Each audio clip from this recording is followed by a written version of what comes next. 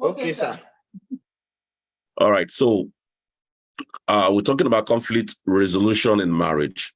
And I said earlier that if there's any marriage that says, we don't have any problem, we don't fight and all that, I said it's just a matter of time, because conflict happens because people have different views, which we're going to discuss now. And when somebody says they don't, it means that either the people are pretending, and you cannot pretend forever, or you are actually keeping, which I'm going to talk about, we're all actually packing the conflict or compressing it in a way that you don't want to fight. So we're actually going to talk about it. But it's not safe for you not to have conflict. The only thing there is that you need to learn how to manage the conflict, how you can think about resolution in it. So when it happens, not if it happens, when it happens. So how do you handle that? In organizations, they actually talk about that because they know it will happen. Even if you are very, very submissive, just like we say that the word marriage actually is more like a servanthood operation. No matter how you are a servant, a time will come that you definitely have a conflict with your boss. That's why the fact that you're a yes sir, yes ma person. So when it happens, what will you do? Those are the things we want to talk about. So let's talk about this by first getting the definition of conflict. What is conflict? All right, please. I would like us to please unmute ourselves. We can just answer that. What do you think conflict is? Anybody? Unmute yourself and answer it, please. Conflict is the resultant effect of having opposing views. The resultant effect of having an opposing view. I like that. Or diverse viewpoint. Yes. Any other person?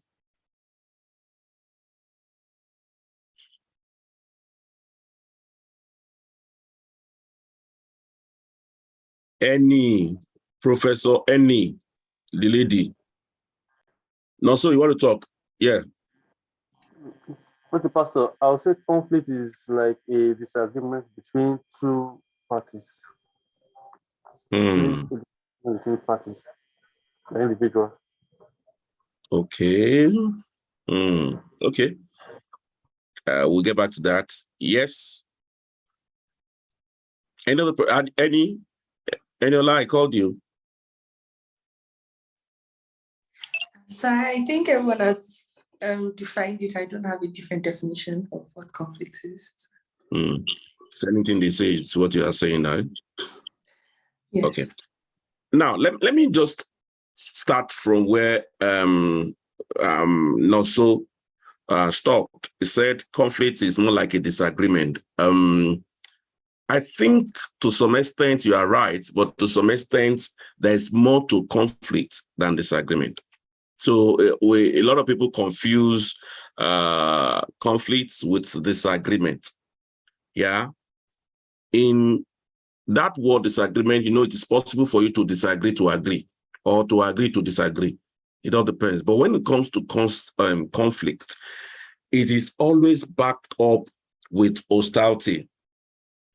You are being hostile to one another, or you have what we call silent treatment. Or sometimes some people have this resentment to people. That is actually when the conflict has happened. Yes, it can be triggered by other things, but when we are having, it's just like we are fighting. I can be fighting you and still be joking with you and still be playing with you. But when you're having conflict, I don't feel like seeing you. That is conflict.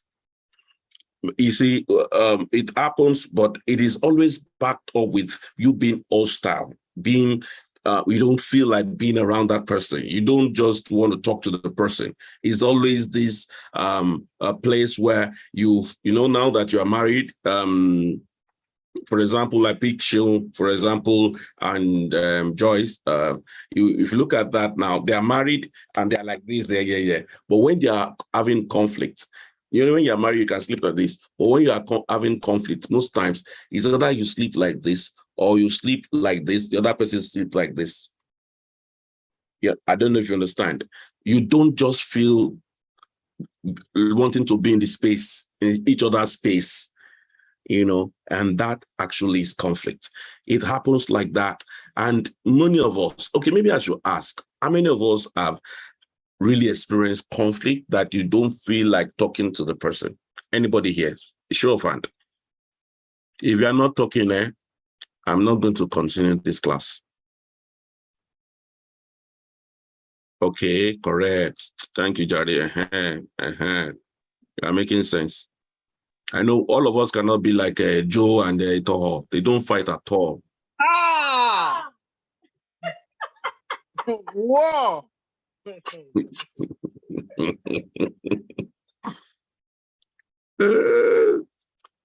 All right. So I know sorry, where is Shei? She's no longer here.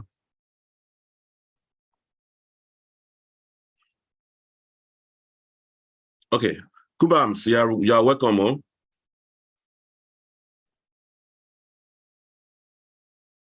Okay, Kumams. Can you talk where you are? I think he's in the office, no problem. Okay. So, like I said, some of us cannot be like Joe, that himself and the wife, yeah, you know, no conflict. They have been best of friends from when they were born, nursery school, they were best of friends. Good. But one of the things which I'm going to discuss is that, Believe that at your own peril. So as I was saying, Jari,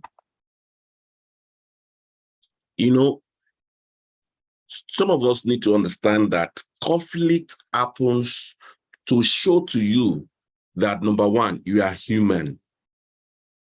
Conflict happens to show to you that you have the mind of your own. Either your mind is stubborn or not stubborn, it just shows that you have the mind of your own. So as a result, there is what we call the negative result of conflict, and there is the positive result of conflict. When conflict happens, it moves towards these two directions. It either shows one thing or shows the other one, but there is a positive side to it, and there is the negative side to it. And what are the reasons why we have conflict? There is this one.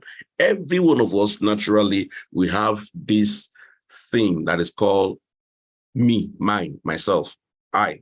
You know, that kind of things, my idea, my rights, my feelings, you know, all those things. When the me factor comes on board, it shows that you have the mind of your own, and any other person coming on board, bringing other opposing view, sometimes can create that, or can make you feel resentful, have some resentment towards your partner. So that happens, but it shows that, man, you are human. Are we good? Okay. You are still raising up your hand.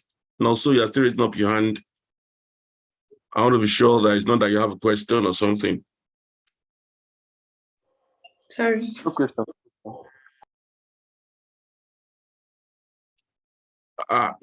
People are raising up their hands. Okay. James.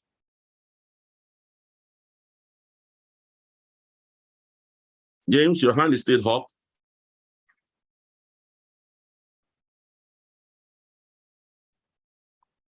Okay, it's down now. All right, so I was saying something about, you know, the word me, myself, my idea, my passion, my goal, my feelings, and all that. All these things is what triggered that conflict, because most times we tend to be focusing on this is my thing, this is my idea. So I will actually want us to talk about it, but please also note this. As much as marriage is good, marriage is honorable and all that, God has good things in marriage and all that, But it is being said that you can only enjoy marriage when you are ready to die.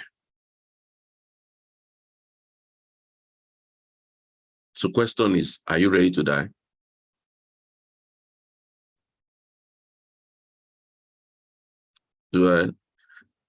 Are we together here? Are you ready to die? Okay, it seems as if most of this today, it seems I just take the class, because the way people are just muting themselves and they're talking their talk in their family there. It's okay. I'll quickly do mine. All right, so now I'm saying something now, that conflict comes here when you think of yourself, you're focusing on your ideas, and most of the conversation is centered on what you feel, and somebody say, you're taking my feeling for granted, you don't understand me, and all that. Now, there is the negative result of it, and there is also the positive result. And I see most of us, some of the things that triggers it and some of the things that happens as the negative result of it is that it's possible for you to, when you have conflict, to begin to magnify a very minute thing. It's possible for you to dwell on, she did not greet me, he did not say hello, and then you begin to magnify that. Magnify the fault of your partner, or you magnify the weaknesses, or you dwell in the weaknesses of the other. These are some of the negative results of conflicts, and you're forgetting that, look, the person is not a perfect being. So it's possible for you to be focusing on the weakness of the person, the fault of the person. He doesn't know how to talk, he takes me for granted and all that. And there are good things that the person has done, and you neglect those positive things, or maybe sometimes they buy ice cream. You haven't forgotten about all those ones, but because he did not say hello to your mom, and then you are not talking to him, or because the way he spoke to somebody beside you, or your sister, or your children, and then all the small things can. So the negative thing there is that it results to you magnifying the weaknesses of the other person and neglecting the positive part of other people. We are not a complete being. So the person you are getting married to, this is the equation as it were. When you see the person, most times the person feel maybe as human being, you have maybe 60% part of you that is complete, but you're looking for 40%. Now, the 40% you are looking for, you will be attracted by the person that has what you lack. So if you're someone that is quiet, you have the tendency to be attracted to somebody that talk, because you can listen, and you that can talk, you are attracted to the person that can listen. So that's tends to be the attraction. Now, when you are married, that's why we're talking about conflict resolution. When you are married, those neutral things that literally attracted you together have the tendency to bring conflict, because that's time you'll be using the strength against one another. Before is the way you talk that you are always excited. Now you are married, you now be saying statement like, you talk too much, or you don't talk. This person have never been like that, but now you see you don't talk, or you talk too much. All these things happen afterwards. Do you understand? So now, looking at the proportion, you are married, the person have 40%, you have been attracted. Now the person now had 80% of the quality of the people that you want to get married to. Now you are married. The moment you are married, one thing that happens most times is that there is this tendency for you to neglect the 80% that attracts you most, and then focus on the 20% that is lacking. And that one, which is the minute one, you now begin to magnify it and make you feel as if the person is a nobody. Make you feel as if the person have not done anything good. And that's why you now begin to use this word, I regret ever marrying you. I mean, it is a mistake for me to even get married to someone like you. So it's just because you have not seen the effect, the truth about conflict, which I just don't want to dive into. Let me just focus a bit on the negative side, so that you can understand that when conflict happens, it is now left to you to know if it's going to be resolved to a positive part or negative. But naturally, it happens when you focus on the weakness of your partner. The other thing that happens is that it creates division. The word division means two vision, which means you are not seeing the same thing. One has a vision, and visuals talk about sight, and the second person is talking about sight, and we are looking at two different things. So the word die means two. So two people looking at two things in two different perspectives, that can create conflict. And that can cause what we call division. That is what it means. Division is division. So it can result to that. Do you understand? Another negative effect of conflict is that when you, which happens a lot, when you have misunderstanding, before now, they will ask you to do exercise. You don't feel like. They will ask you to do some things you don't. But when you are having misunderstanding, you will now see yourself. No, they ask you to do exercise, you don't. But when you have misunderstanding, you'll now be walking around the whole streets, just be going out, just be looking, walking around. Can you hear me, please? Can you hear me? Yes, that's okay. Yes, we can. Okay. Incoming voice call from anyone once. All right, so just give me 1 minute, please. Give me 1 minute.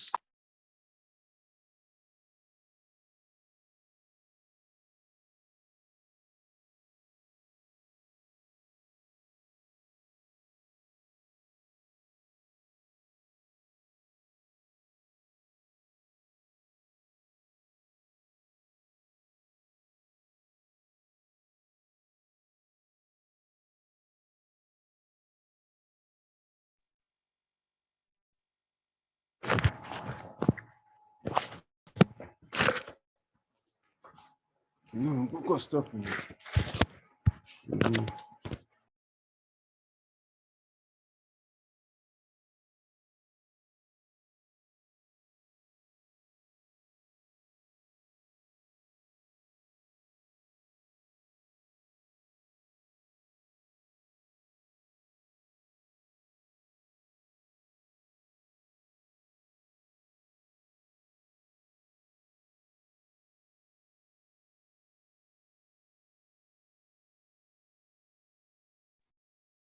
So it shows you guys not miss me, Abby. Hello?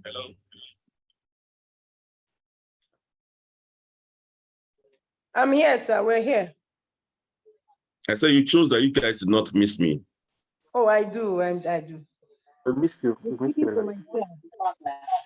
Okay, so where did I stop? Because you guys are faking your. I miss you. I miss you. I miss you.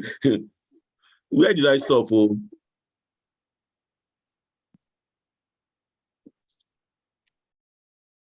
If you're ma. Sir. Yeah. Where did I stop? My network was breaking, sir. So.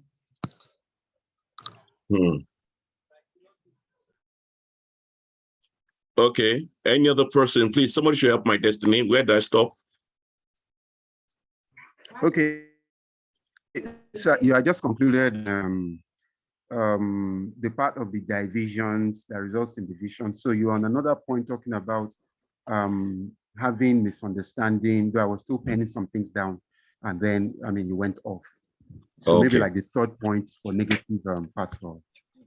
Okay, so sometimes when you have misunderstanding, I was talking about people that we ask them to do exercise.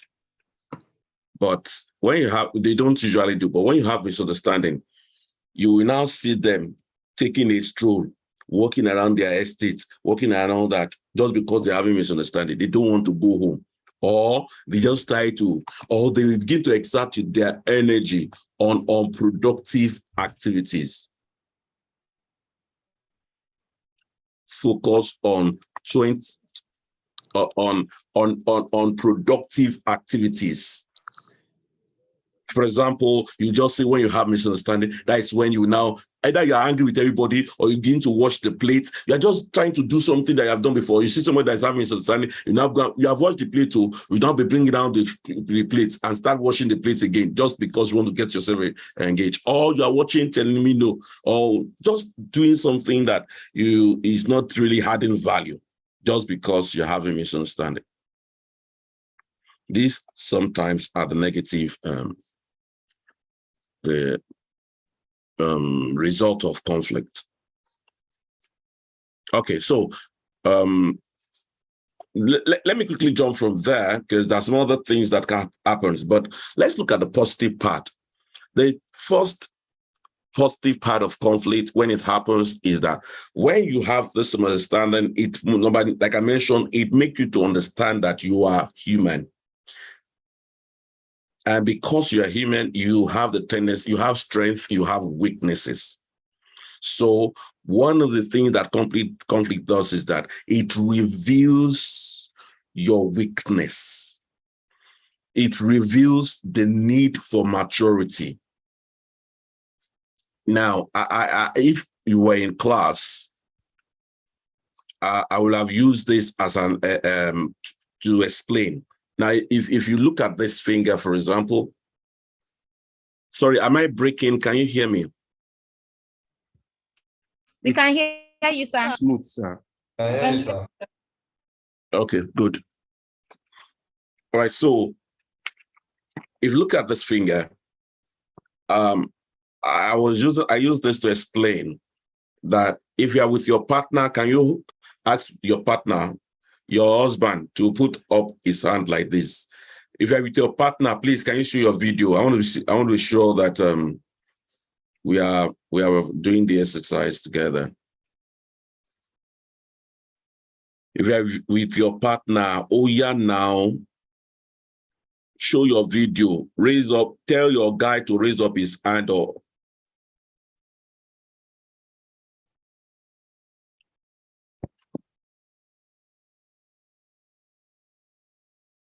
Just one finger like this. The husband. So the husband, yeah, I can see only one person here, which is good. Okay, so the wife, please try and press this finger. With you don't use one hand, you can use two hands, you can just press it. Go on, just continue to press. Don't stop, just continue. Just don't stop, just continue. Joyce, do it now. Eh? You will break it, you. I will be broken. I won't have a finger to romance press. again, Let us press it. He said Mr. James, endure now. Endure. Just endure. James, endure now. Endure. Are you not a man? Endure. Yeah, you are married now. Press it very well. Joyce, you are not pressing. Press it very well.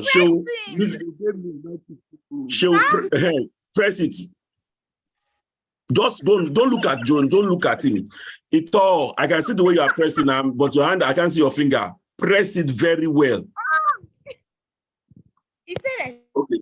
You press it. Not bread and egg. Raise your hands. Raise your finger. He said, raise your finger. Joyce.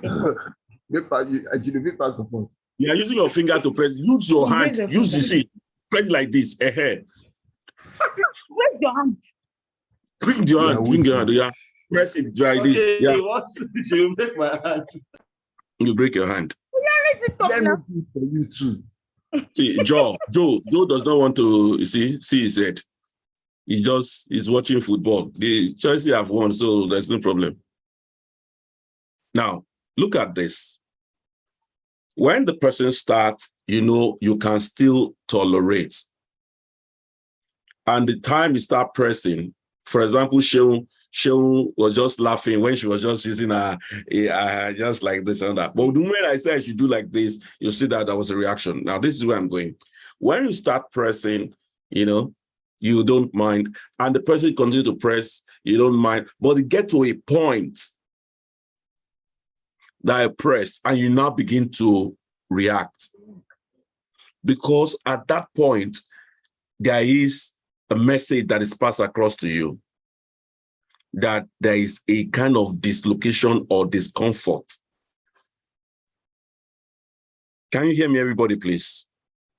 Yes, sir. Yes. Good. Yes, you can. Now, Yes, sir. pain, that pain that is being instilled on you or that you're feeling is actually your friend, not your enemy. What does that pain indicate? It is more like an indicator. Are you with me? Now, when you press, the pain that is being instilled on you is indicating that, look, your tolerance level, the ability to tolerate things is different from A to B. So it serves more like an indicator. Now, if you don't press, you will not be able to understand or know your tolerance level.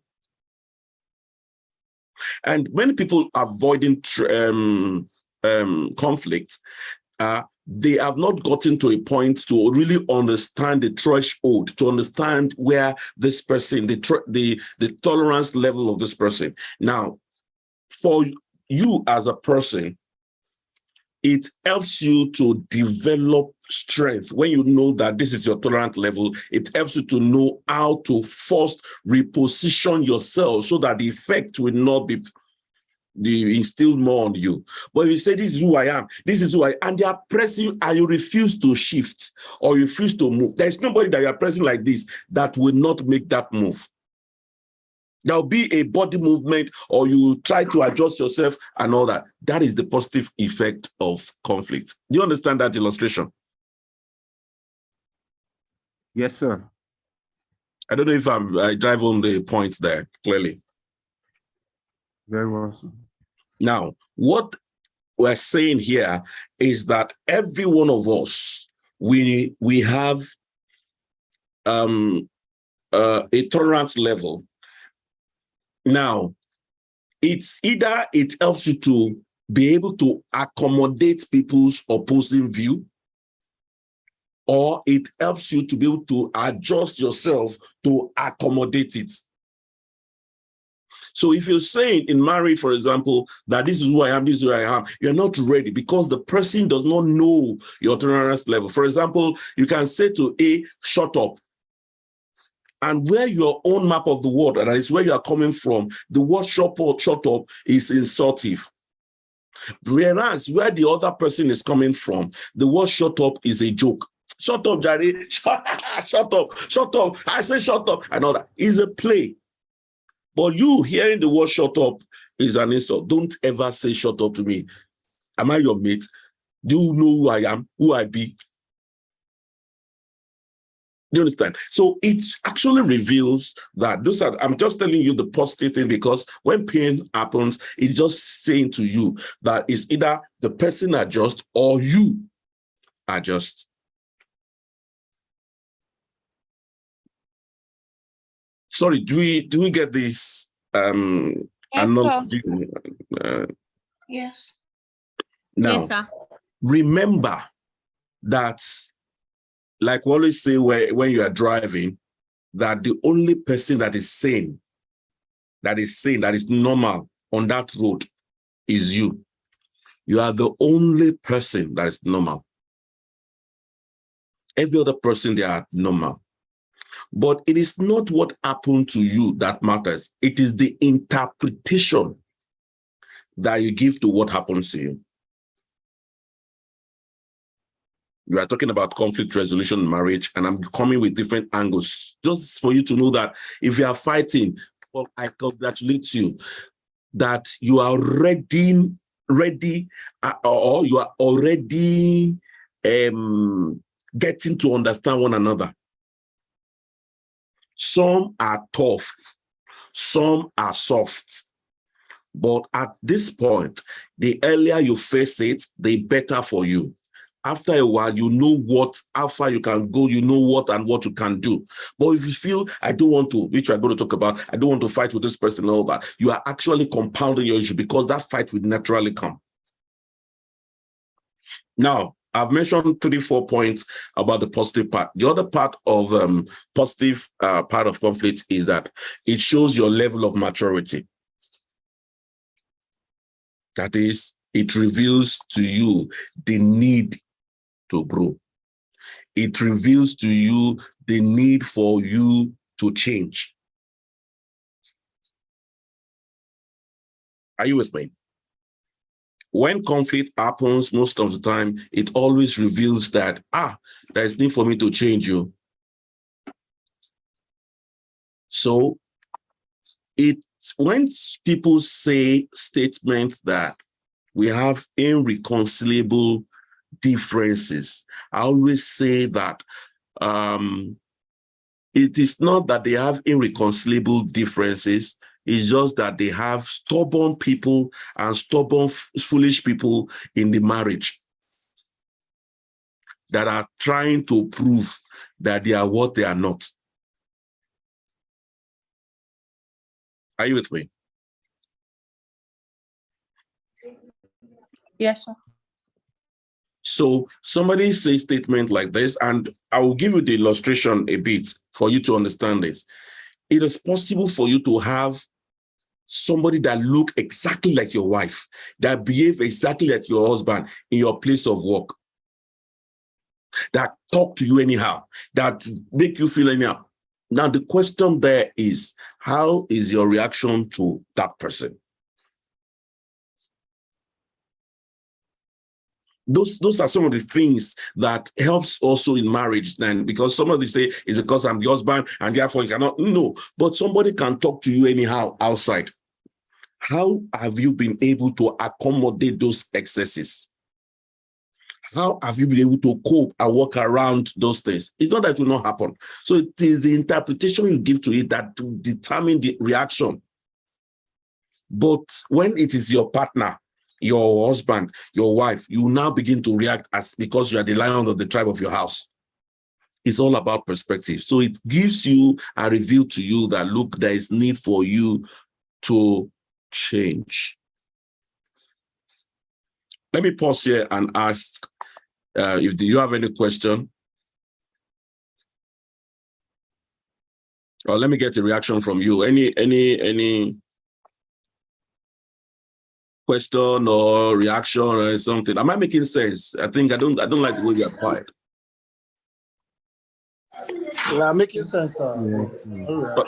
What is the sense? Sir? What is the sense? Share from your own experience. I was going to ask a question, but I mean, I don't think I've gotten enough, say too much things. I don't think I've gotten enough perspective from you yet. So I am going to ask a question, but I want you to, there's a checkpoint I want you to get to before I ask the question. So I'll show you. Okay. All right. So. Okay, can you hear me, sir? Yes, please. Yes. Okay. I just wanted to chip this in. I think for me and Cobams, at a point, we seem to be having very frequent arguments, and it was looking like this is not what we were when we first met, and we were like, are we really sure? And I think at some point I just told him, I think it's actually a learning process. So hearing today that it reveals areas you need to grow and change, I think it's just a check, a tick, and I'm like, that is it. Good. So if you are in a relationship and you don't fight, please go and check your relationship again. It shows that somebody is pretending. See, I would also give you a checklist now or something that for you to think about. You'll observe that when you are boyfriend and girlfriend, you don't usually fight that much. But the moment you are thinking of going into a relationship or you start this relationship, that's when you begin to have some misunderstanding. Now you cannot talk anyhow in the public. You now try to correct the partner. Hey, no, sit down there or do the, where are you coming from? And you now become a monitoring spirit. Where are you now? What are you doing? And This discussion we are having now, those of us that are planning for our marriage, please take note.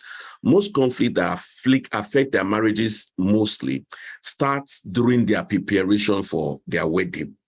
Not marriage now, their wedding. The moment your wedding is close by, you guys will fight. You will. So maybe I should ask, those of us that are married, was there any time that you guys have misunderstanding during the preparation for your wedding? Let me get insights. James, yeah? Hello, sir. Yeah, okay. Yeah. Yes. I just told him now. At a point, I was becoming irritated. And at the same time, I was trying so hard to be cautious, before they would say, that girl is disrespectful. She does not have home training. So, okay, is this way now. If myself and James should decide on something, and then you go like, I don't really like this. Why don't we do it this way? So I'll say, okay, no problem. Few days later, you just come up and say, babe, how about we do it that way? I've thought about it. I've decided that we should go your way. In my mind, I'll be like, okay, is it that when I told you at first, it didn't sink in, or maybe someone changed your mind towards it? Now, but I kept quiet anyway. But I was stylishly asking, so what made you change your mind? I was just stylishly asking, just be like, nothing. I just figured out that it was a good idea. So I kept quiet. But on our wedding day, we were taking pictures, and he was saying, okay, let's hurry up. So because we had our church wedding in the morning and then the engagement after. So it was after, let's just hurry up and go change and all. So we're about stepping out of the church. And then some of his folks now came. They now said they wanted to take pictures with us. So we waited. And then some of my friends too were coming. It was like, no. Let this one. I think you did. I wouldn't do that. Okay. So maybe he didn't. Maybe I felt he did. So I was slightly irritated. Although I was smiling at the camera and shining my teeth, I was like, babe, do you know you just snapped at me right now?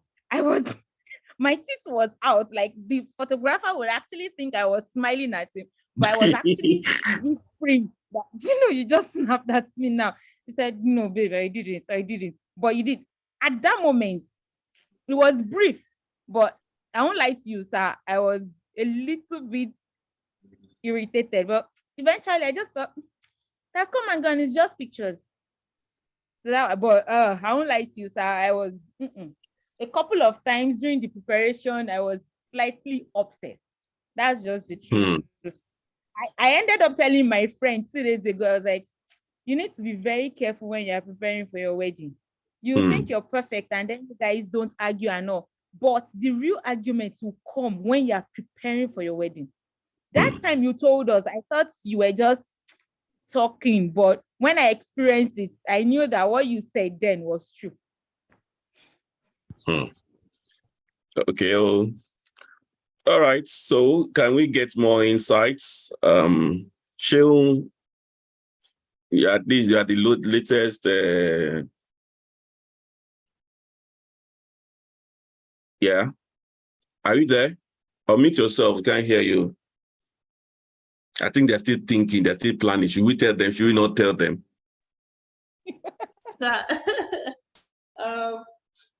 During the wedding, Sheol, like when it was time to take pictures, Sheol got so angry and I don't know, he changed it for the photographers. And what happened again? I don't remember. I was just calm throughout because I told him you really embarrassed me, but I had made up my mind because I'm more hot-tempered than Sheol. So I told myself before the wedding that no matter what, nobody will get me angry. So when I don't know, what do you call the word? I was so angry, but I didn't show it. But before the wedding, we didn't have like so much fights like that. Like if we had any fight, maybe months before the wedding, not like weeks. Yeah. Okay, good. So I like to share this so that all of us will understand. Now, these little things that you shared now, do you know that 5 years, 10 years down the line, there's tendency for you to refer to it and to still be angry with one another? And there's tendency for you, if you don't manage it and you don't change on your inside or give a better interpretation to it, is there's tendency for you to always attach importance that this was what you did during our wedding day too. And then something happened again, said, you have always been doing it. Even I've just been watching you and then it creates, because it gives you a negative interpretation, which may not be very palatable. That is why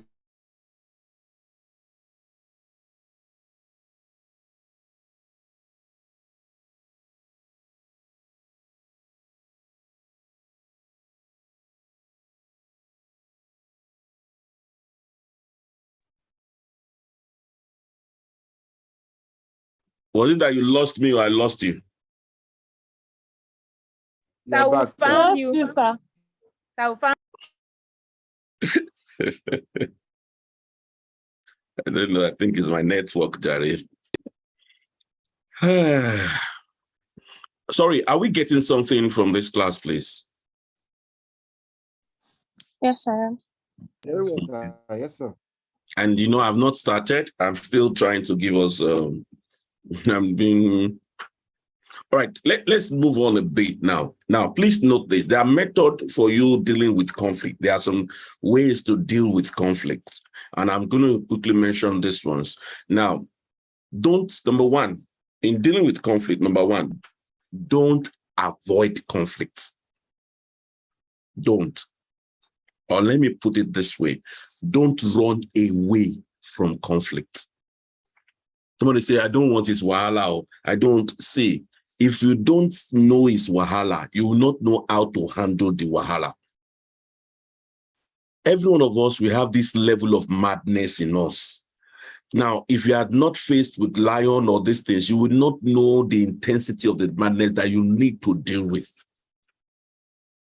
Some of us have said, I will never, but something just happened that will trigger solstice. It reveals that, look, there are some things that is rescinded, that is already inside of you that you actually need to deal with. You know, there are some of us that we are living the life of our parents in our marriage. Some people, and it creates a lot of conflict, which I'll mention later. So, okay, let me mention it a bit. Some of us, you are fighting your parents' battle in your marriage.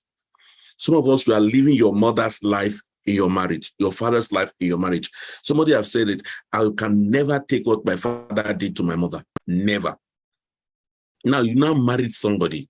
The moment your husband, maybe just element of something that happened, it triggers some things and you see yourself reacting. You will observe that actually you are not actually fighting your husband, but you are fighting your father in your husband. You are not actually fighting your mother, but you are not fighting your wife, but you are fighting your mother in your wife. And they are not there. But there is this imaginary things that have been registered in us. You will not know, but you just see yourself always getting angry and all that for everything that it does, but not knowing that, guy, you have not let go. You have not forgiven your parents on things. These are things that happens, and you now be feeling, what have I done? I've tried all I could, but it's not your fault. It's for you to. And some people that go through that thing, we always tell them, please come through for therapy. Because you have to let go of the past so that your future can be bright. So I take people, though that one is a very paid session that will go through the therapy, and then you will be healed of the past. Some people is the mistakes of the past that they are trying to avoid. Some people, the guilt of the past, and some of these things create conflict. Anyway, let me go back to what I was saying. One of the ways to deal with conflict is that please don't run away from conflict. Or let me put it in another way. Please don't cover up. Don't pretend that there's no conflict. You need to face it as it comes. Each time it comes, try as much as possible to face it. Kubams, you have a question? Yes, sir. I wanted to wait till the end, but so that I don't lose the question. Yes, face the conflict. One of the methods or ways of handling conflicts. But I want to ask how much conflicts it's enough to face. Now, that's a good question. Thank you. As many conflict that comes, face it. Now, let me give you something. Sometimes conflict happens for you to be able to mature, or sometimes for you to know the level of maturity of the other person. The person you are getting married to is a woman. The person you are getting married to is a man. You are not getting married to a wife. You are getting married to a woman, which means she grew like a man with a womb. Which means what you went through as a man, she went through as a woman. Yeah. So if you look at it, God made the woman, and it was after the making of the woman that they now make the person a wife. Different. See, that word wife is a different one, which means it is a process. So some baggages and all that you are faced with is the person being a woman. Some might be an independent woman. But when it now comes to both of you seeing yourself as husband and wife, you need to go through that conflict so that you will know where the person is coming from and know where adjustments can be made. Now, somebody used this word, a peg roll, a hole in a square and all that. I said it's even, so people have conflict. I said it's even possible for a circle and being inserted in a circle to still go through pain. Why? Because the size of each of them matters.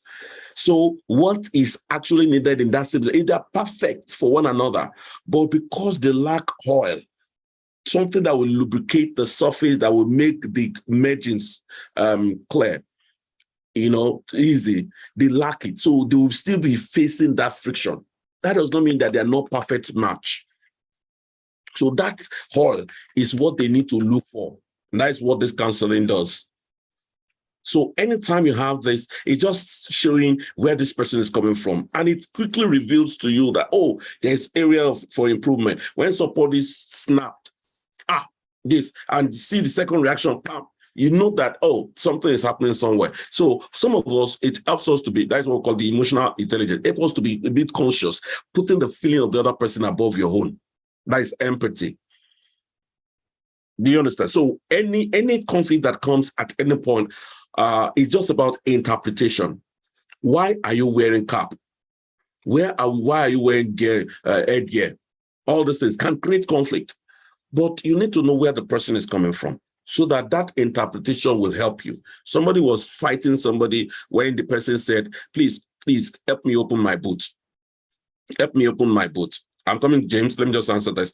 Help me open my boot. And the guy was angry. It's just a clip that was shown. The guy was angry with the guy. How can you? You sat down there and you are asking me to go and open your boot. You are stupid. And was shouting, please, please.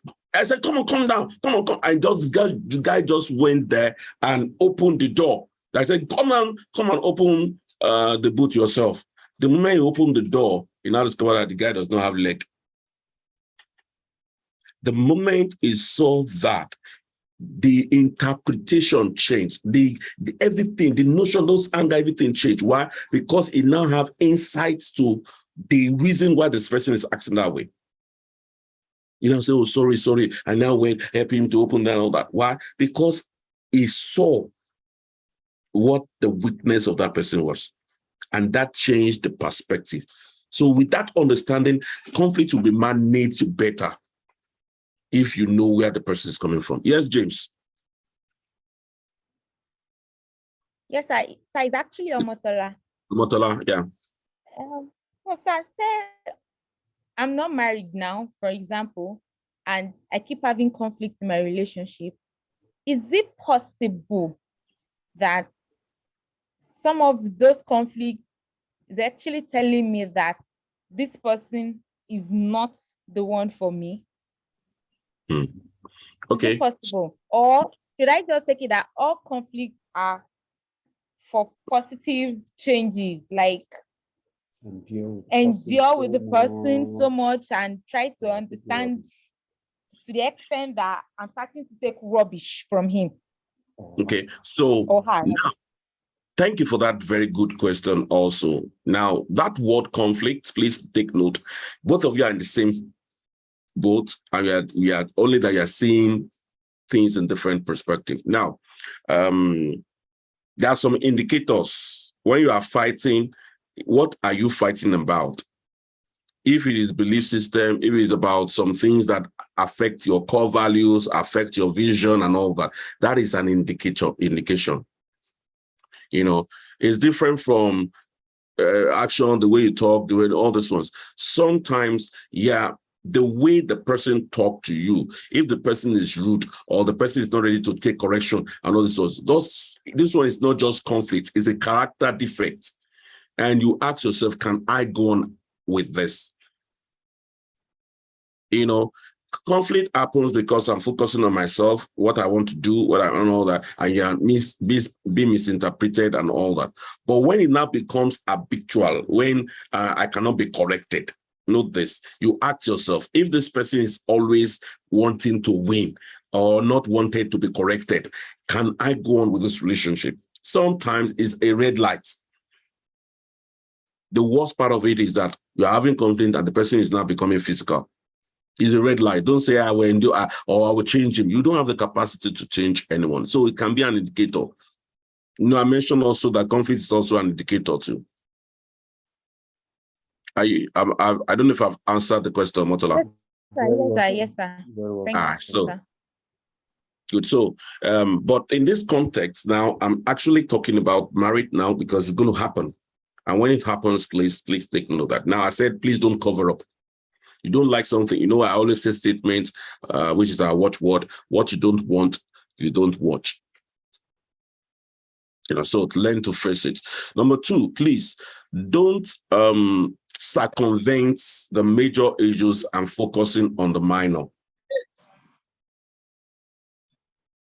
Somebody laugh, Ijebu laugh. Joshua, you're here. Oh, good. All right, so as I was saying, don't circumvent. Good evening, sir. Good evening, everybody. Oh, good evening. How are you? I'm very well, sir. Thank you so much. All right, then. Glad to have you on board.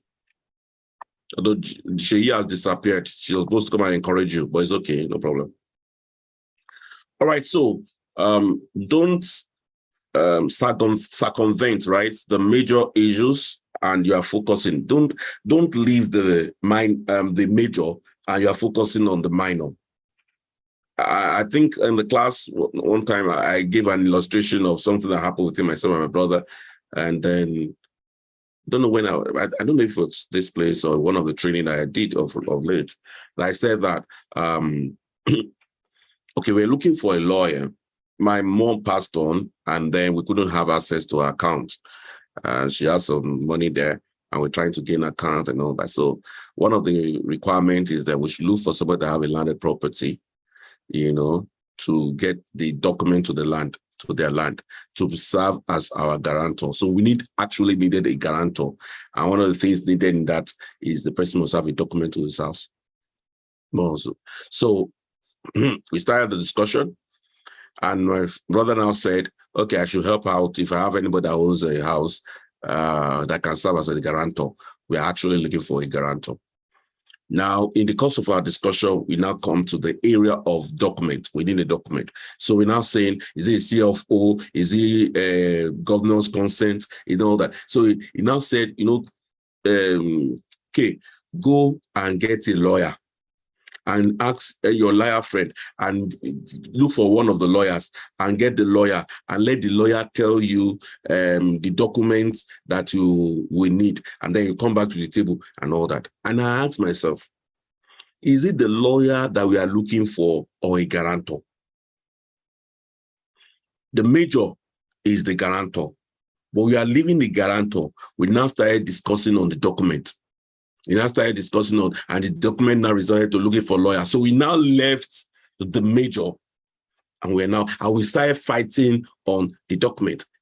Is the document, I don't know if you understand that illustration.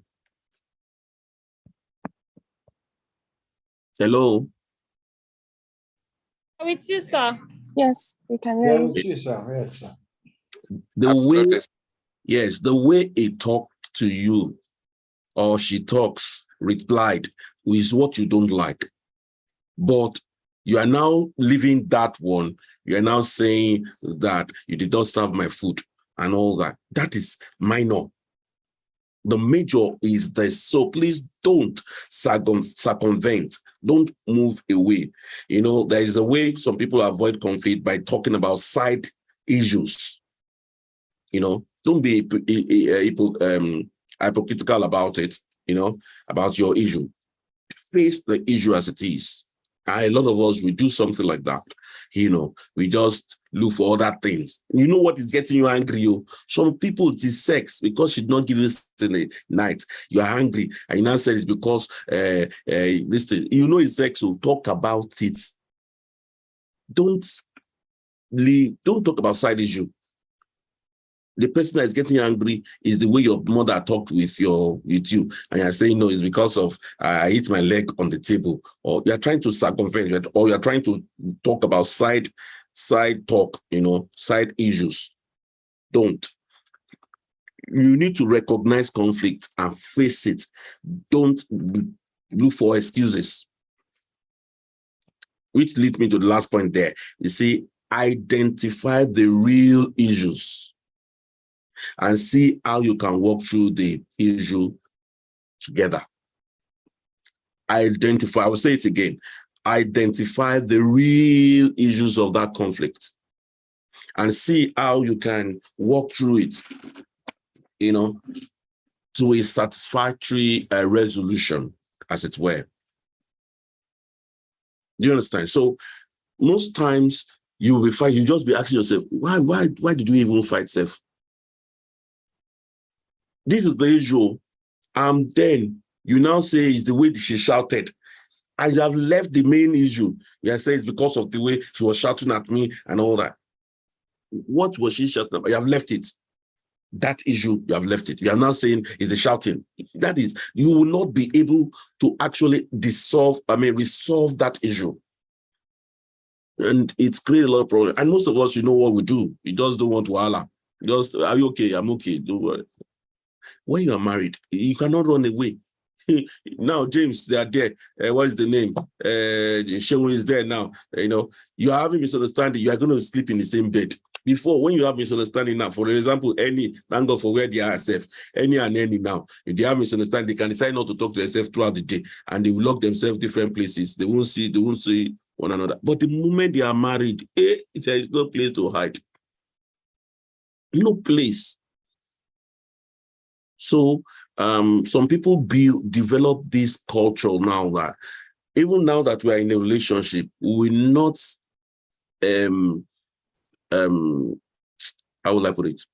When you move something to tomorrow, you not allow our conflict to carry. Yes, there's no carryover. That's some people's policy they put in place. Someone like me, when I have misunderstanding, I can decide, because sometimes when I have misunderstanding with my wife, that is the time I feel like, well, she's not talking because I'll have opportunity to. So I can take 2 days, 3 days. She can't too.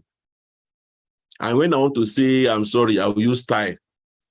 You say I'm sorry, you know. But initially it was, I can do weeks, I don't feel like talking. And I don't feel like talking.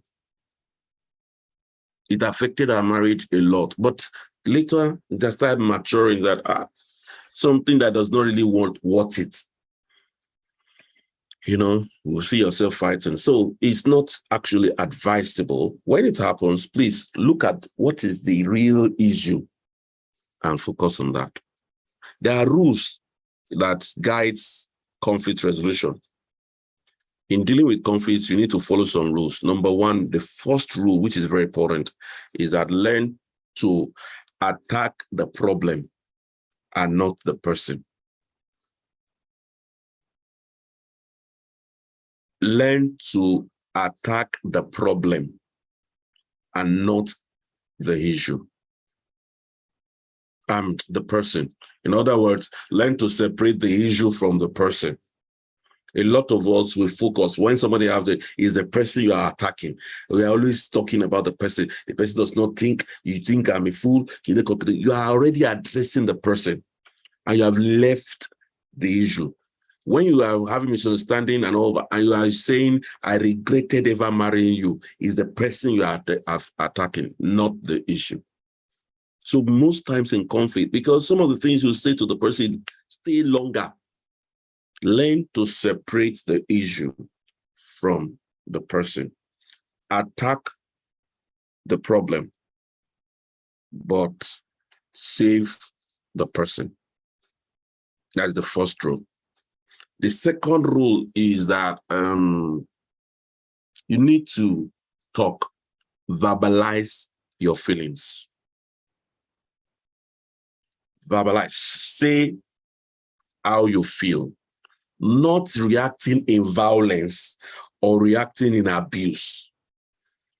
See, when you're having conflict, some words that you say stay longer and affect the prestige, the morale of the person more than, so please don't use abusive words. Don't use derogatory words when you have misunderstanding. It's better for you to keep your mouth shut. You two, I think you are a man. You are not a man. Yeah, see, your mates are there. See, you two, you are thinking because you have a baby. All these things, you are attacking the person.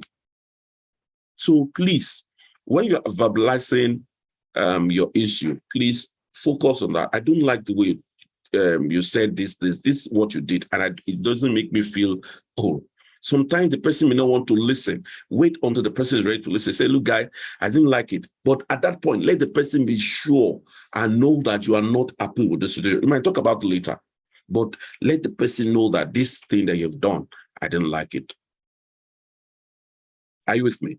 Please, I'll say it again. Try as much as possible. Some of us in a particular culture, abusing people is the way you were born. You know, is when you wake up in the morning, they greet you with abuse.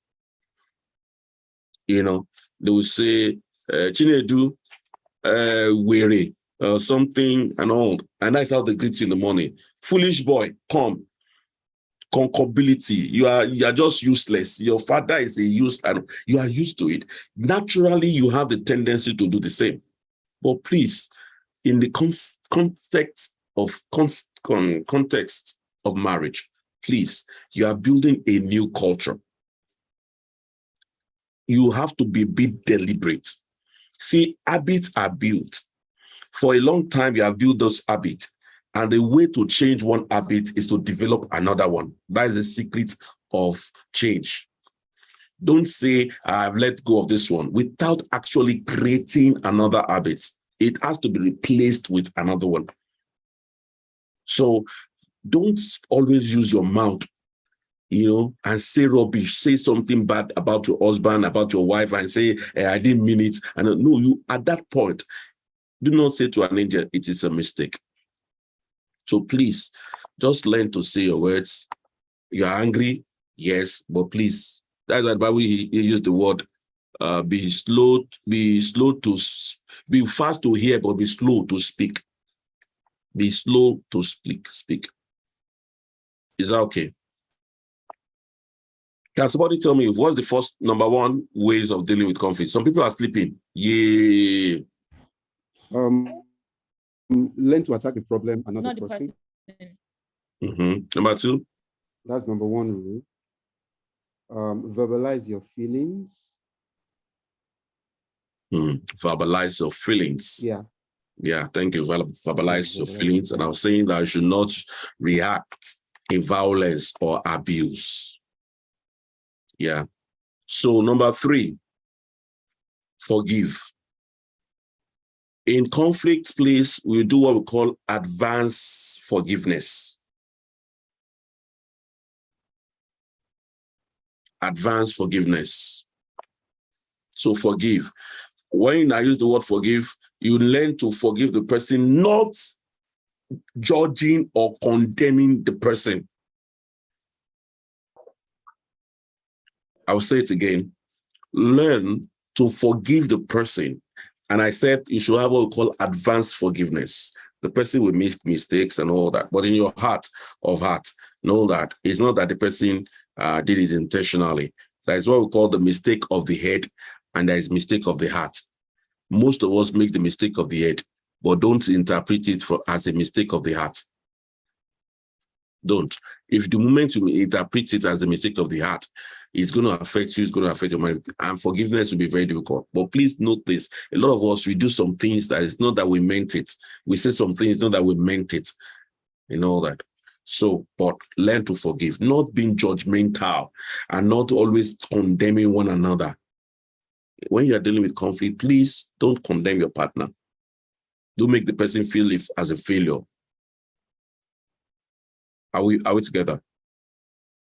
Now, another point is try as much as possible to be ready to give more love than you want to take from your partner. Be ready to give more love than you are ready to take. So how will I interpret this? Let me ask us, because the class is getting boring. Some people are sleeping on me. Let me be sure that we're all here. Walter, are you there? Joe? Unmute yourself and say, I'm here. Okay. Sheung? We are here. Right. Any other? Still here, sir. Okay. We are here. Okay. Ifeoma has left the shop. James, I did not hear your voice.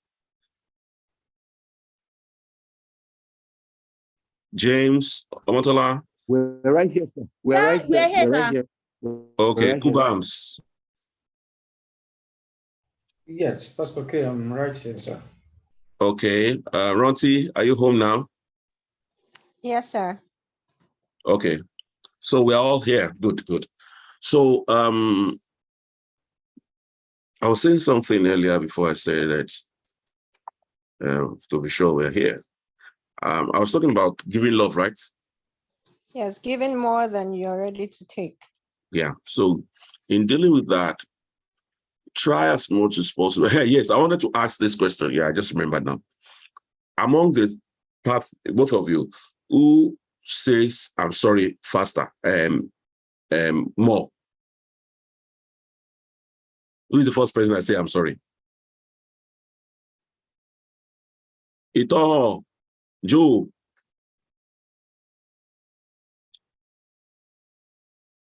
Oh yeah, we are them.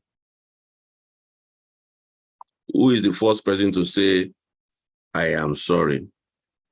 Joe says I'm the first person.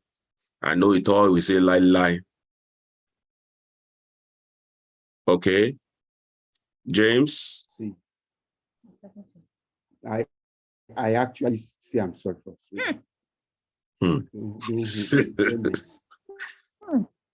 Kubams. Kubam says sorry for.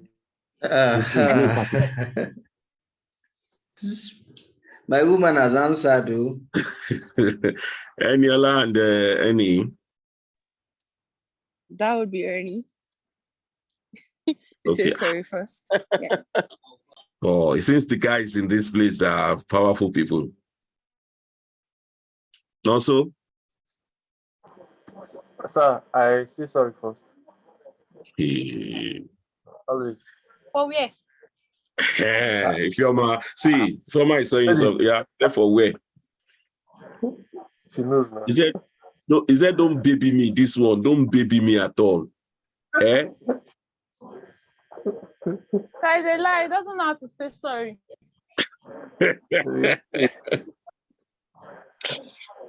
Anyway, we are all learning. All right, we are learning. All right, so I know Ito is getting angry now when Joe says the one that always say, I'm sorry. She's getting trying to log back in to come and address the house.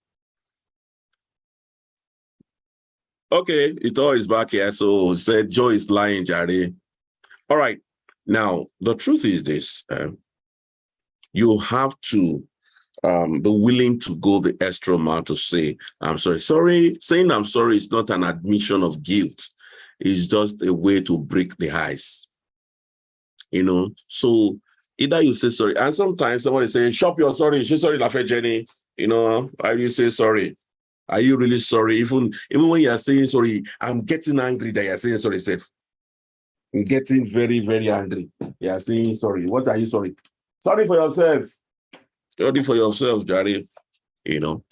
But the truth there is that most times when you say, I'm sorry, it has a way of opening communication. You know, has a way of opening communication. So we all have to. So don't wait for the other person to say, it's when he says sorry that I'll talk. And when she says sorry that I'll talk. No, don't wait.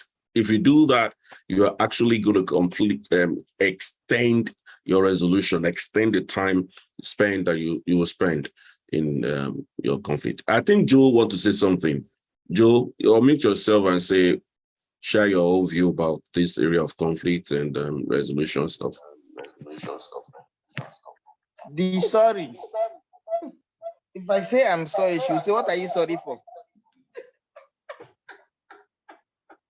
That's the next question I usually hear. When I say sorry, what are you sorry for? Is it all there? Yes. Yeah, go.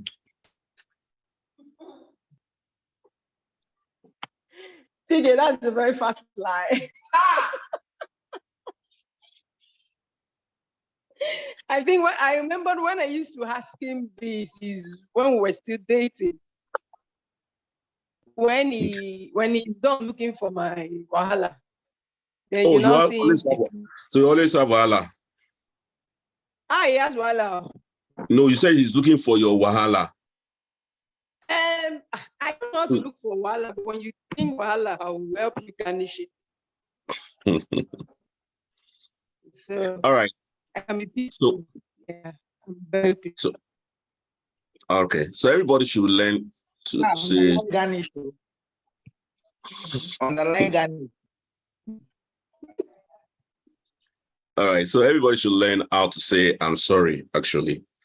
It's very important. All right. We started this class what time? 7:05. Okay. All right, let me round up. Okay, so love one another and please don't pretend in this regret. Don't. You know. So now in conflict, also one of the things in handling conflict is that please make sure that you are dealing with facts and not assumptions or are not guesses, are not hearsays. I'll say it again. In conflict, especially when it comes to handling conflicts, we want to resolve and all that. Please don't work on assumption or guesses or hearsays. You know, don't. James, your hand is up. Yeah, thank you very much. So right. I was going to ask, like, okay, I'm sorry, an icebreaker. But how about when maybe either party is not ready to have the conversation? So assuming maybe I now say I'm sorry, and the person says, I mean, please, for now, ready. Yeah. So when that happens, the person is not ready to talk. So you don't force it. Like, I mean, how do you go? But you probably will have to hold on to you. Yeah. So most times when that happens, the person is not in the right frame of mind. Some people will say, I want the thing resolved now. And you can see you're not sensitive to the emotional state of the other person. That is why you see a lot of abuse that happens, most especially physical abuse that happens. This one is hungry. I said, no, where are you going? And the person want to leave the house to ease the tension. We say, you cannot leave this house. And then the next thing is, if you touch me again, wow. Sometimes you don't need to get physical. Sometimes the wife that will be holding the man and I'll say, you kill me today, you kill me today. And when the man raises his hand to kill you, say, you cannot kill me, or you must not kill me, or, all these things. I'm not an advocate for that, but there is the right time to talk, there is the wrong time to talk. When the person doesn't have is not in the right frame of mind, you can adjust or postpone your talking, most especially when it comes to that. However, like I mentioned, when the person is not ready and you start initiate, when you have misunderstanding with the person, the first person you need to discuss with is the person. And when the person is being adamant, especially in having conflict, when the person is adamant, does not want to listen to you, doesn't want to that, then you can now look for somebody that you will discuss with privately, especially somebody that both of you have mutual trust for or on. You don't talk to your parents about the conflict. Please don't.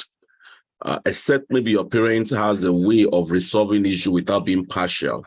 But please, the first person is not your parent. Some of us make that mistake. You will see yourself calling the uncles, calling the brother, calling the mother, and all that. And you think things will be resolved. If it is resolved in your own home, in their own home, you have just complicated the issue because you've reported them to them, saying that your wife or their daughter or their son does not have home training. That is an insult to the parent. They will not like it. And when they want to talk to you, most of the time, they will start from where you stop. I is your wife. Hope she's not creating wahala. Or you reporting to your own mother. You have just created another conflict within the conflict. So who do you report to? So the first person to talk to when you have conflict is the person that you have conflict with. Now, if the person is adamant and then you report to someone that both of you have mutual respect for, it might be your counselor. For example, I'm your counselor. If you feel you respect me or something, you can just discuss with me. That is, both of you have respect, please, and both of you trust that the person will not be partial. That is the person you should talk to. If I'm too familiar with you and I have the tendency to be partial, I'm not the right person to talk to. Talk to somebody that both of you will have mutual respect for, and then will help you to resolve the issue. Do you understand? So that's the second step. I've mentioned this. The first step is deal with facts. Deal with facts and not essays, not assumption, not guesses. For example, somebody say, I know what you are thinking. You think I'm this thing and all that. That is how you are thinking and all that. And you're like, are you good? Are you only real day? Can you see what the person is? Don't. And or somebody said that somebody said, don't have your facts when you are dealing with conflict. Have your facts. Make sure that your fact is factual, and then you can present it. Not that somebody said, because it might be a misinterpretation, and a lot of that happens. You see two people talking, and you're assuming that it's you that they are talking about, and you're angry with your wife. You have started discussing me, and I heard you when you are talking to your sister, talking with your brother, talking with your mother, all this. Don't need those guesses. Have your fact and deal with fact. It helps. That's the first one I mentioned. The second one is when that happens, I'm just talking about the approach now. When that happens also, please confront the person first.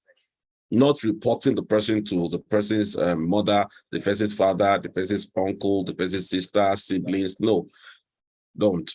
The first person. Now, when you confront the person and then the person, now there's this resistant and all that, doesn't want to budge and all that, then look for someone that both of you have mutual respect for and discuss with the person. Always have it at the back of your mind that you are discussing this because you want to resolve it, not because you want to win. That is another area that conflict is being compounded. Somebody want to win.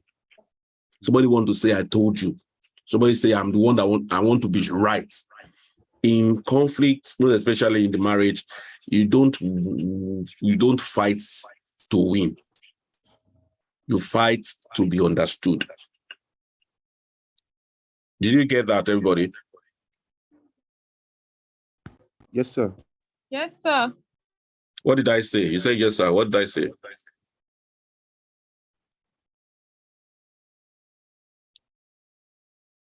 What did I say? That in settling your conflict, you don't fight to win, but you fight to be understood.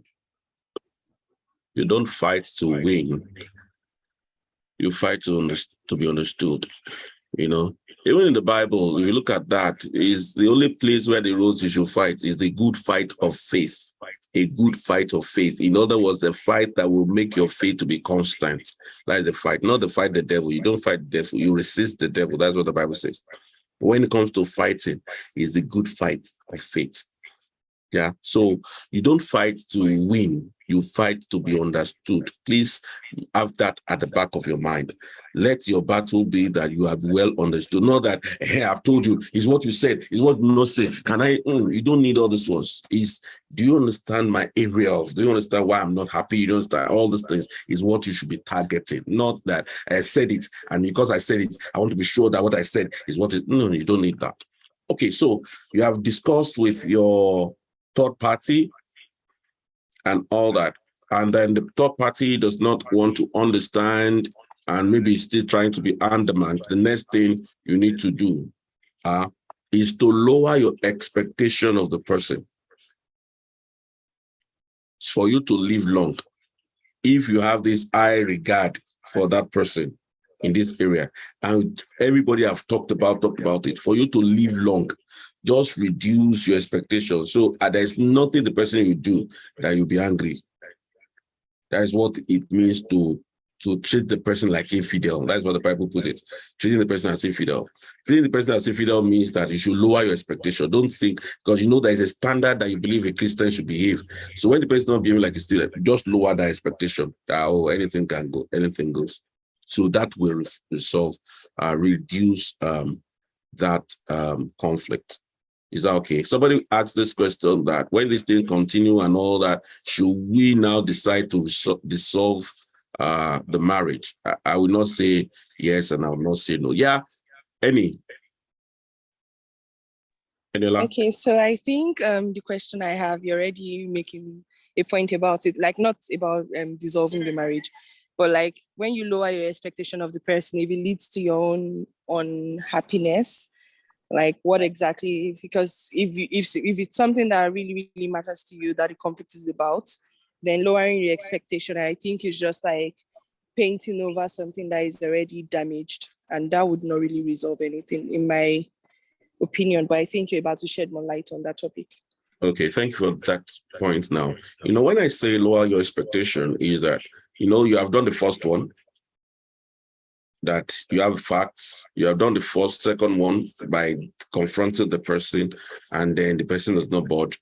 You've done the third one by inviting me as your pastor, as your counselor, or someone that you have respect for, and the thing is not solved. You don't need to push it.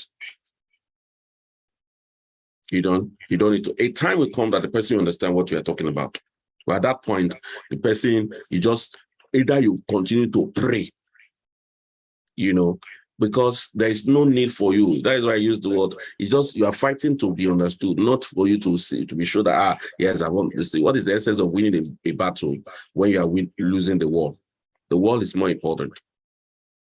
Do you understand? So the actual truth is, you try as much as possible when this person is trying to prove and all that.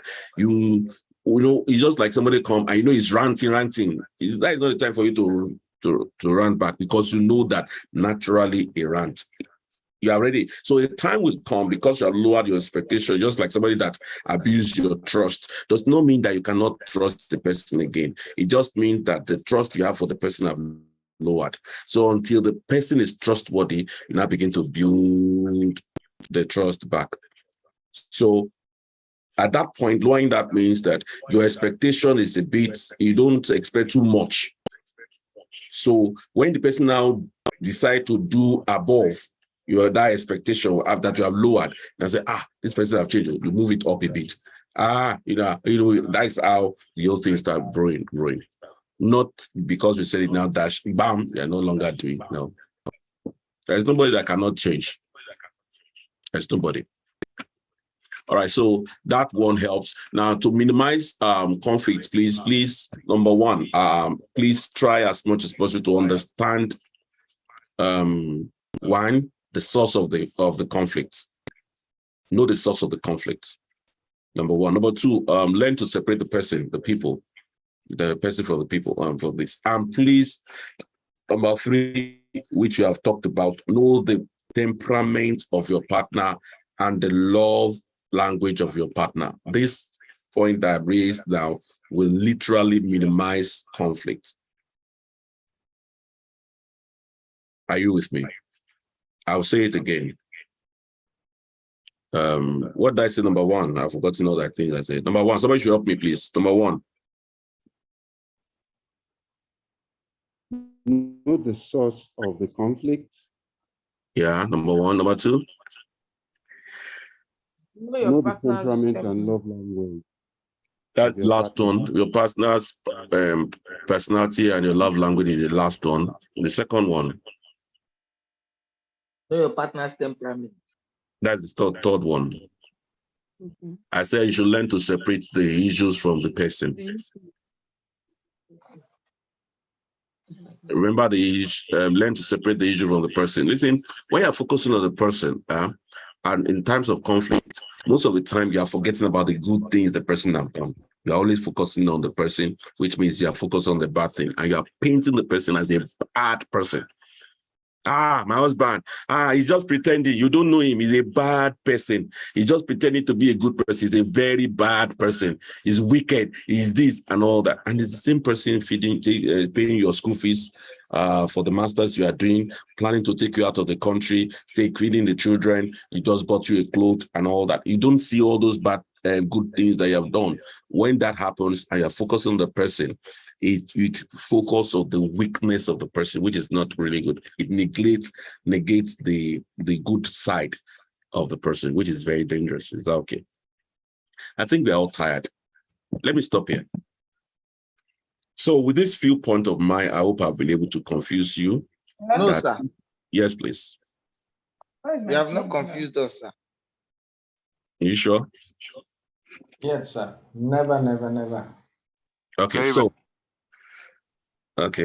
so I've said a lot. I can't remember all the things I've said because I'm just dashing out some of the things from my head. So generally, conflict is very good. Don't run away from it. It helps you to be strong like a man. Helps you to be strong like a woman. Yeah. And then, sometimes you will ask yourself, why do I even marry this person? I cannot have peace of mind and all that. It's better for you to go through the pain now and play later than for you to be playing now and pay later. Get to understand one another. See, with this class, the truth is that it's because you have done the temperament test, you have done the love language test, or you know each other's love language, it minimizes conflict. You know that it will not come, but it can help you to quickly interpret it. You won't do like someone that does not know the knowledge that we have here. Some of us, maybe we want to share, I don't know, maybe I should take one testimony or the other, that since you started this class, how has been your relationship, as it were? Maybe I should take that one to be sure I'm making sense in this class. So can I get feedback? How are you before and now?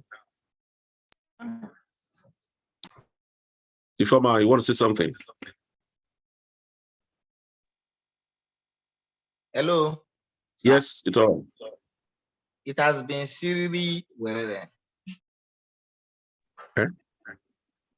What? It has been seriously well. That means it has been smooth. It has been helpful. It has been insightful. It has been seriously werere. So can we compare before, that is, before you started this class, how have been your relationship now that you're in this class, or we are almost completing this class? How has been your relationship? Can we just take some insight? Joshua, I don't know if you can talk where you are. Yes, yes, I can. Okay. So I think for us, it's I think that before we got into a relationship, we had already individually made up our minds to, be better people, to make relationship work. But it was just, two individuals, trying to, do the best they can to make the relationship work. I think that for us, for me, I think that having to draw from the same well, I mean, we have we've learned, certain things, on our own, some of the tips you're giving. Some of them are, stuff we've heard elsewhere. But to, sit together in one, to have teachings and, knowledge being passed on is very useful, for us, and because we can always refer to, some of the things you've said, whenever we have, difficulties. And, just to you talk about, the last point that you said about, conflicts, being something that can, make us better, make us stronger. It's something that has been true for us. We have had conflicts in the past. We're still having it, but every time we, sometimes we fight to win. But after we played that game for a while, we now, get to the point where, okay, let's, listen to each other. Let's, let's now play the game of resolving, this conflict. And, it's been fun. Okay. Thank you very much. I like that. Maybe I should here. I know she has been very busy. Roti. Yes, sir. Okay. Can you share your own insights? Has it been this class before? How has been your relationship, and now that you're in the class, how has been your relationship? Okay, I would say deciding to be a part of this class was one of the best decisions we made. It's really been a learning process. Looking forward to marriage. In all sincerity, at some point, yes, you're going in with a lot of expectations. You should do this, you should know this. And funny enough, I remember when you mentioned marriage is for dead people. I just did, and I'm sure the boat driver was like, maybe I was referring to him, but it has given me a whole new perspective. Not as if you don't have those expectations, but it's more realistic. It's something you're both willing to work towards. And last week was actually the bomb for me, communication. Like I said, at some point we started having a lot of arguments, and it was like, do we really have to do this? And he will always tell me, Roti, see, we don't just attend Pastor Chris' class. The reason for attending it is to put it to use. So yes, it has made the ride a lot better. Thank you, sir. Okay. Now, you just imagine you went through this class few months thereabout, and you just compare yourself with someone that have never had what you have had, never understood what love language is. You discover that their own tolerant level and their understanding and the way they handle things will be quite different from the way you guys will handle things. So that is what I'm saying, that with this kind of knowledge, it minimizes conflict. I mentioned something about somebody going through period, women going through period, that their reactions will be. So with that understanding, when she's doing glare, the first thing that plays your mind, is she going through a period? So it helps you, when you know, yes, helps you to reset yourself. Now, is the hormonal imbalance that is causing that. That knowledge alone change your actions and reactions and your interpretation to his or actions. Those are the things I'm talking about. So this knowledge of focusing on the person and the issue, you have learned it now. So when it happens, you know, okay. But sometimes what I tell you now, the truth is that all the things we've learned here are all film trick. That's the truth, are all film trick. Marriage will open your eyes, and then you now begin to ask yourself, oh, so they've talked about it too, so it is true. So if this is true, so we have a lot of things to face. How can we manage it? How can we literally cultivate our marriage? Not just looking at things and watching things happen. So it's a deliberate thing. It's not, faith does not come by just hearing alone, but allowing the ear to move from your head to your heart. That's why I say hearing the word of God, hearing and until they move from your head to your heart, it becomes revelation. So that's what we're talking about. So conflict will definitely come, but now with this knowledge you've acquired, you now know that, look, number one, I need to learn how to separate the person from the issue. Now I know this is not the time for me I need to do what we call advanced forgiveness. Yeah. I need to do advanced forgiveness, forgive the person even before the offense come on board. It's definitely going to come. There's no way you can escape it. So, but you now know better that, look, I can manage these things. I also learned that you need to, there's a way I put it, understand the source of the conflict. Yeah, and then this understanding the person's temperament and love language are things that actually matters a great deal. I think we need to stop here. We spent 2 hours plus on this particular class. So any question? Let me take 1 or 2 questions before we go. Question. James Omotola. James Omotola. Question. Yeah. Question. No question. Kubams. No question, Pastor K. Thank you so much once again. I think you've answered. There was a question I wanted to ask from the beginning of the class, and I think somehow you've answered it. When you said you should know the temperament and the personality of your partner. I wanted to ask,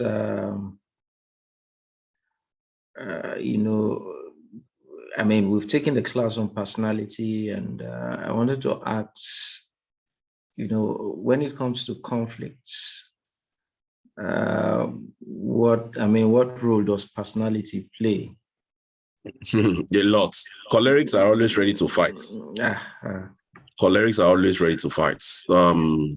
Because they are fast-paced people, they feel you don't think. So they are the one that they are ready to go all out and make you move. So if you are trying to slow them down, you definitely face that. Whereas the phlegmatic are people that would like to stay back. So that conflict happens because of the differences in their personality. And then understanding that will help. So if you know this person's temperament, you will not get agitated. Somebody says you are too fast-paced. Who is running? What are you running after? Every time you want to just go and achieve. What is the essence of achievement? You have everything. You are still trying to achieve it.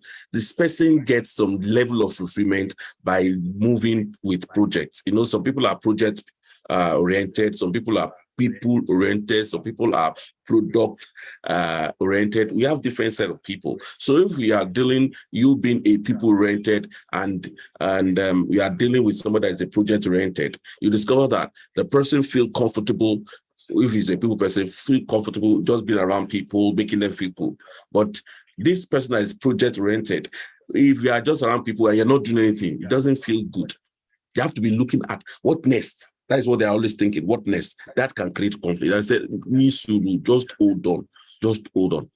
Do you understand? So these little things can create conflict. But when you know this is my partner's temperament, instead of fighting against, you will now be fighting for. In other words, to support and all that. So that by the time the person is out there, you are giving the person support. By the time the person is in there, the person will give you the necessary support. And then you will see some motivation wanting to also go on out because you know you are both moving in the same direction. Kubams, have I answered the question? Yes, sir. Yes, sir. Thank you, Pastor K. All right. All right. No, so I missed you last week. You missed communication. You and if you're Alant, you are stuck in the traffic. Yes, sir. You have to turn Yes, back. sir. I'm so sorry, sir. You're still going to do the class, don't worry. It was a very interesting class, right? Okay, no, so any question? Okay. So far, so no questions, sir. Okay. All right. Joyce, Shil? No questions, sir. Any professor?